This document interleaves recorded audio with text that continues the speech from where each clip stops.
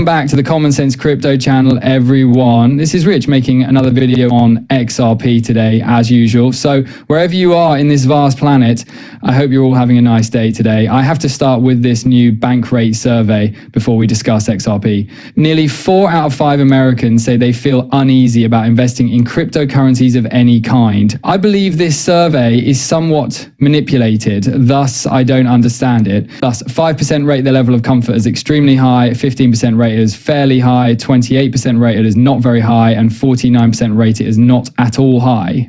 And 2% are unfamiliar with cryptocurrency. However, the reason I believe this survey is rigged is because you could respond that you are uncomfortable with cryptocurrency if you truly don't understand what it is. Additionally, they usually conduct these surveys at the same time when cryptocurrency is declining. Recently, an article was published by the National Cryptocurrency Association. Crypto, what is it? And this is the one thing I want to draw attention to. Is there no risk involved? No, cryptocurrency has risk, just like any other financial instrument, and increased control and ownership also entail increased responsibility. If you transmit your cryptocurrency to the incorrect address or fall for a fraud, there is no bank that can reverse the transaction. As with any sensitive information you post online, it pays to be extra careful. Naturally, we are all aware of the need to protect our cryptocurrency. However, I believe that they constantly insist that it doesn't and that there is a risk involved. That, in my opinion, explains why many people choose not to invest in cryptocurrencies. They're constantly concerned about losing their money. Additionally, if you have the correct cryptocurrency investments, the only way you can lose money is if you sell.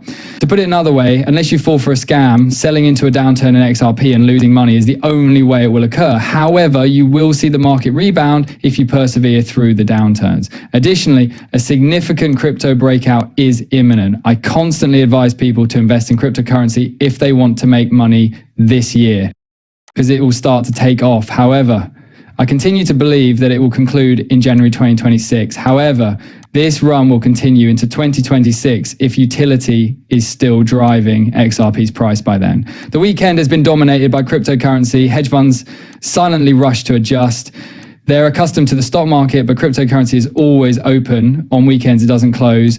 Holidays and after-house sessions are not observed. Crypto is available around the clock every day of the year. And that's what the majority of cryptocurrency investors find appealing. You know, you got the opening bell and the closing bell for the stock market. However, you get to do nothing but sit there for the entire weekend. The market is still moving, at least for cryptocurrency investors, and significant events can occur over the course of a weekend. However, it appears like they are currently rushing to find a way to attract people to work on the weekends. I believe it's fantastic that all of these old systems, such as the banking system and the stock market, will eventually operate around the clock as banks maintain banker hours. However, I believe they should be required to work around the clock if they are going to handle cryptocurrency. What happens if they are holding someone's cryptocurrency and they wish to remove it? There will be a lot of questions later, you know. With your cryptocurrency being held by the banks, the honorable must pay attention.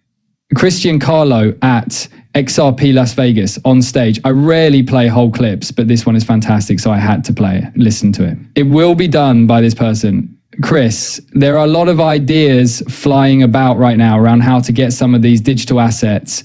Are you hearing anything about the various suggestions regarding that? I've obviously discussed this, and I know that other people have put forth the idea. Is it impossible to think about the possibility of a new bond issuance of digital assets in the future?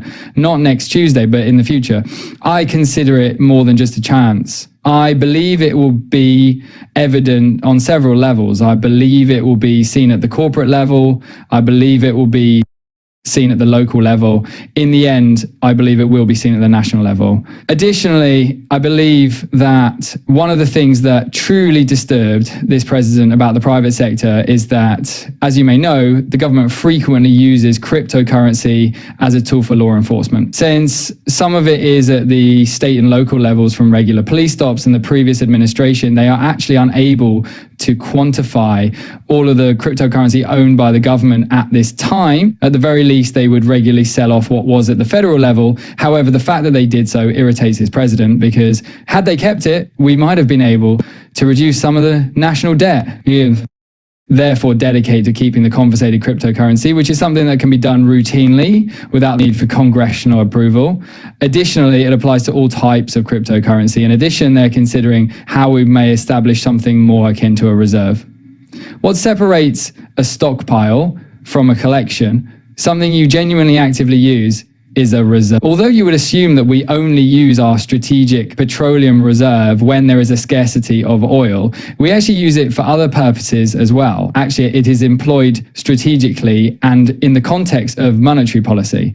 The dollar is linked to the price of oil globally. So if our economic rivals, such as OPEC, decide to cut production to raise the price, we can sell from the reserve to offset that, lower the price, and manage the dollar exchange rate. Thus, the strategic reserve is used. In light of the BRICS nations' discussions about developing a currency that would compete with the dollar and could be used for digital or physical commodities like gold, it makes sense for us to reserve it in the same way that we do with strategic petroleum. As you can see, a previous panel discussed these potential competitors to the dollar. The United States is hoarding gold because, without a doubt, many nations, including the BRICS nations, want to revive the economy because of their commitment to protecting the dollar and their awareness of these concerns. The United States is currently hoarding cryptocurrency. We now need to urge Congress to follow suit. The White House is carrying out its mandate to reduce expenditures. We need Congress to take action. Furthermore, recent discussions on the tax and budget bills do not bode well for Congress's capacity to survive on credit.